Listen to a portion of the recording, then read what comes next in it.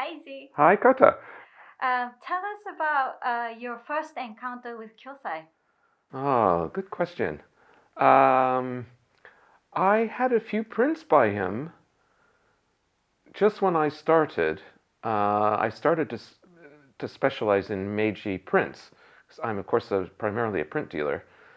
And I bought a few Kyōsai prints in the early 1980s, right when I started to become a dealer. And I actually sold them to the Rijksmuseum in Amsterdam, which was lovely. And they're still there, which is also lovely. And real encounter with Kyōsai was when I bought the Daruma at a small auction in London in the early 1980s. I had read Kyōsai's, Condor's monograph on Kyōsai, which at that time had not been reprinted, so it was a very rare book. And I'd gone to the Victoria and Albert Museum to the National Art Reference Library to look up a copy. And I remember reading in the introduction that Condor wrote that there were a huge number of fakes by Kyōsai.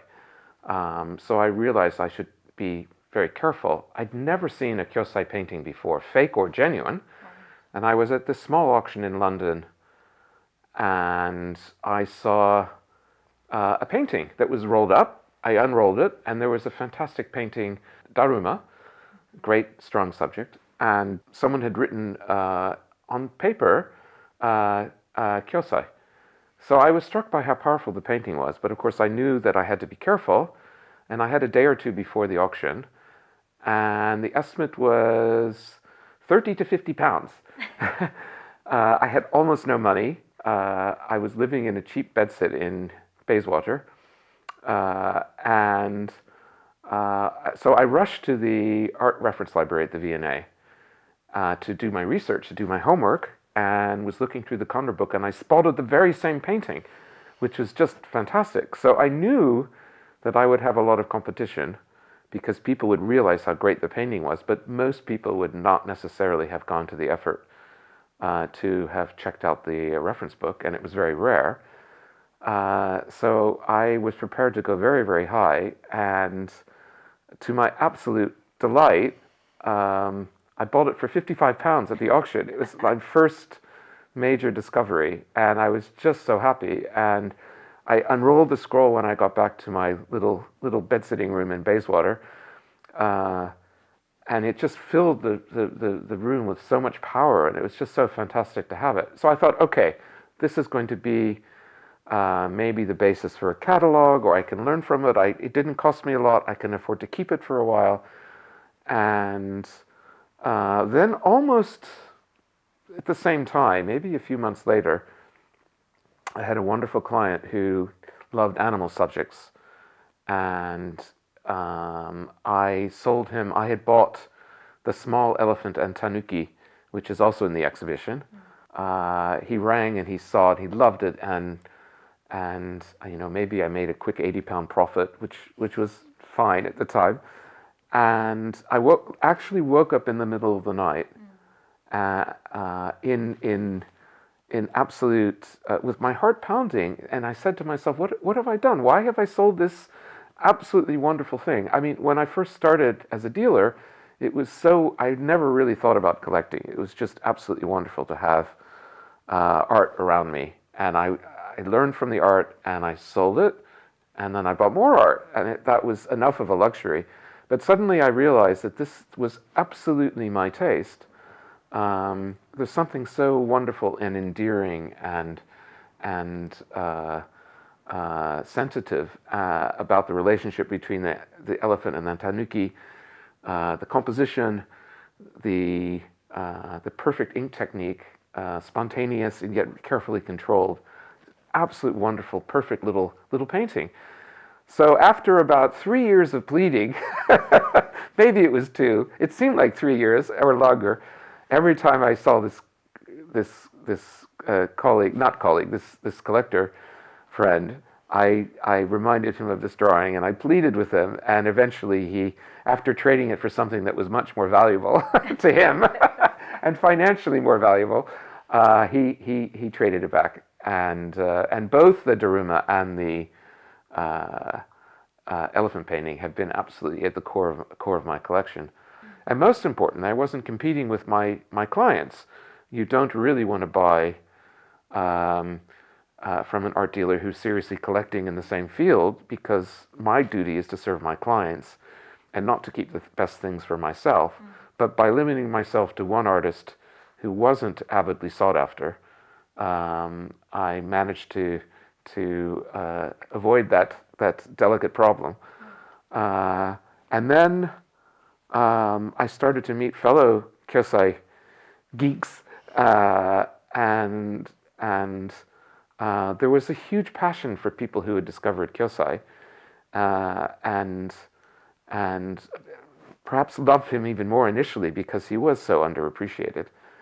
And people, we would all say, we would look at new works and say, "Isn't Kyōsai great? He's so fantastic." And I remember it was just before my first trip to Japan must have been around 1987. A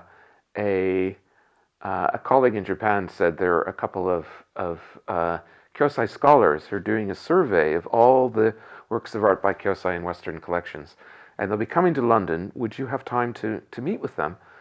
And I was a little bit suspicious, and I hadn't quite, if they were customers coming to buy, I was used to that. But showing things to sort of fellow collectors and this sort of private group of things that I had, I was a bit shy and a little bit reluctant, which surprises me. But at any rate, they came, and it was Shigeru Oikawa and Yamaguchi Seiichi, and who were amongst the earliest protagonists in Japan of their day. And I pulled out, the first thing I pulled out, we were sitting in, I had graduated from a bed-sitting tiny room to a one-room studio flat, and everything was sort of stored under the sofa.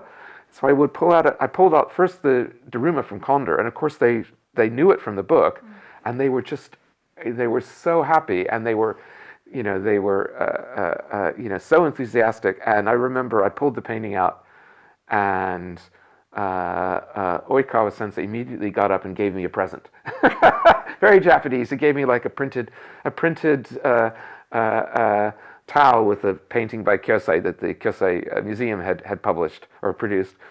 And then they sat down and they said, "Thank you so much." And I said, "Would you like to see more?" And they said, "There's more?" And I said, "Yes." And I would pull out another painting, and then Shigeru would stand up and he'd give me another present. And so it was really fantastic. And they persuaded me to start lending to exhibitions that they were affiliated with. And so suddenly it expanded my world. And I'll start crying in a minute. Sorry. Quite emotional. But that's really fascinating how it started and how it developed. It was so wonderful because suddenly I was not Izzy Goldman ukiyo-e dealer. I was Izzy Goldman, I was Izzy Goldman Kyōsai collector, and Kyōsai fan and Kyōsai appreciator. So you and I, we have organized an exhibition, of course here, the Royal Academy Kyōsai exhibition, but also in Japan in 2017. And you have a lot of experiences of doing exhibitions in Japan. Do you feel any difference between kind of people's interest in Japan and here? I think the Japanese public, of course, are so familiar with Japanese art, naturally, and familiar with Kyōsai. So I think the 2017 exhibition was really a chance to show the whole range of my collection, and I've made every effort to have a completely representative collection, a collection emphasizing all aspects of his art in different medium, but also in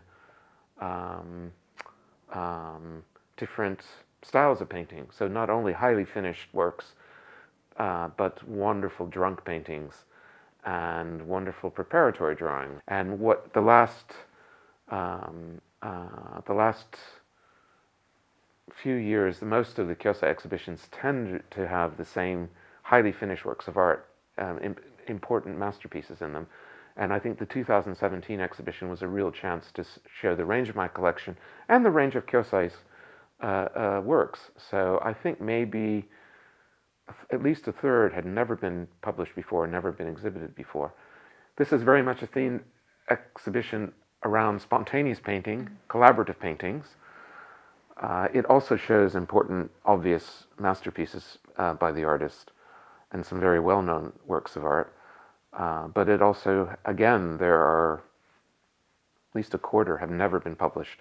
So who or what inspired you to start your career in Japanese art? Well, I lived in London when I was 11. My parents were on academic sabbatical from a Midwestern American university, and I fortunately lived around the corner from a Japanese print dealer, one of the few in Europe at the time, and spent my pocket money on Japanese prints. So I started early, and I was passionate about art even then, and then fortunately decided to study history of art and got into Harvard, but largely because I wanted to study history of art at Harvard, because I knew it had such a fantastic collection at their own museum, the Harvard, then the Fogg Art Museum. And while I was there, I mean, it was really an amazing experience because all the art was in one building, of course, at the museum, but the library was there, the professors were there, the students were there, and it was this little little college within a college.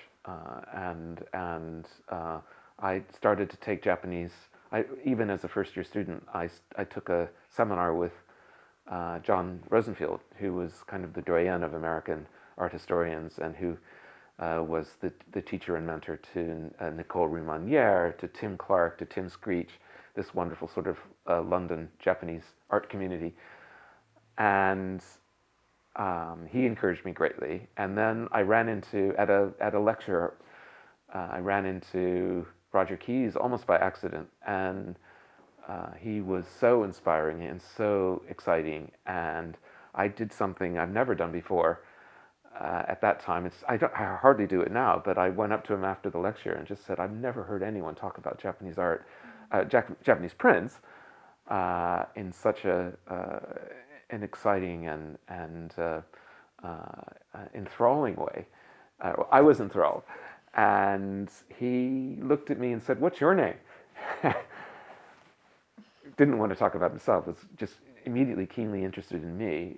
And I wound up having lunch with him. And then a couple weeks later, he rang me up and said, "What are you doing this summer?" And I said, "I'm coming out to California to study with you." He said, "Yes, that's the purpose of this phone call." And then through him, he had been, of course, now he was the great Hokusai expert and the great Western expert in ukiyo-e, but certainly of his generation. But he had also been one of the leading dealers in the world in Japanese prints, and so I was so excited to hear about that world, and I really then I decided after speaking to him that being an art dealer was and being a print dealer was absolutely perfect. I started out on my own in the early 1980s, and since my childhood experiences, London was the place of art, and actually for Japanese art, London is one of the great centers for the art market, one of the great centers for Asian art, one of the great centers for Japanese art, and the British Museum is here, which I mean, during my university days, I spent several summers in London, and one of the first things that John Rosenfield organized was for me to visit the students' room of the Japanese department at the British Museum, and I spent hours and hours, even then at the age of 19, going through boxes and boxes of prints, going through all of Jack Hillier's wonderful book collection, which was sold and given to the British Museum.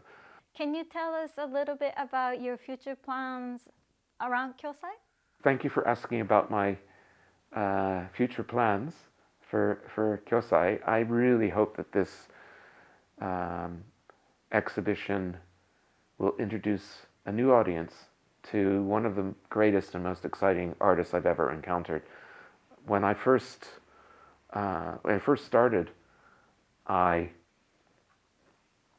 absolutely loved Kyōsai and the immediacy of his brushwork and the absolutely fantastic and exciting and subject matter that he depicted struck a chord with me, and I got it immediately. It was harder for me to place him in context, and now I have spent a good lifetime looking at art and studying art, buying art, selling art, and I'm absolutely convinced that he's one of the greatest artists I've ever encountered. He is just extraordinary. My hope, my great hope, is that the British public and the European public and the international public will see this exhibition and or the two wonderful books that you've written that accompany it, and have some sense of his genius that I've been able to experience, that we've been able to experience.